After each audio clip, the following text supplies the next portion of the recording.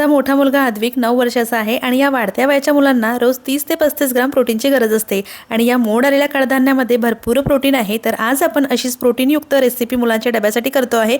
तर यासाठी इथे मी 1 वाटी मोड आलेले कडधान्य घेतली आहे। यामध्ये हिरवे मूग, मटकी आणि चणे आहेत। अर्धी वाटी रवा, अर्धी वाटी दही आणि 1 वाटी पाणी घालून मिक्सरला चांगलं बारीक वाटून घ्यायचं। त्या भांड्यात काढून घेऊया। यामध्ये चवीला मीठ घालायचं आणि एकदा चांगलं मिक्स करून घेतल्यानंतर 10 मिनिटं मुरण्यासाठी झाकून ठेवूया। तोपर्यंत मी एक चटणी बनवून घेतली। चटणीसाठीचं साहित्य स्क्रीनवर मेन्शन केलं आहे। हे सगळं मिक्सरच्या भांड्यामध्ये घालून फिरवून घ्यायचं।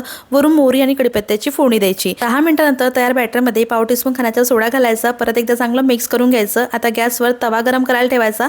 या तव्याची तुम्हाला लिंक हवी असेल ना, कमेंटमध्ये मला लिंक असं टाईप करा, तुमच्या डीएमला ती मिळून जाईल। त्या गरम तव्यावर हे बॅटर दोशासारखं पसरवायचं। दोन्ही बाजूनी छान सोनेरी होईपर्यंत भाजून घ्यायचं।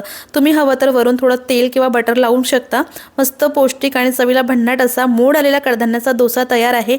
मुलांच्या डब्यासाठी एकदा ही रेसिपी जरूर ट्राय करून बघा। आजची रेसिपी कशी वाटली कमेंटमध्ये नक्की सांगा। आवडल्यास लाईक, शेअर आणि पेजला फॉलो सुद्धा करा।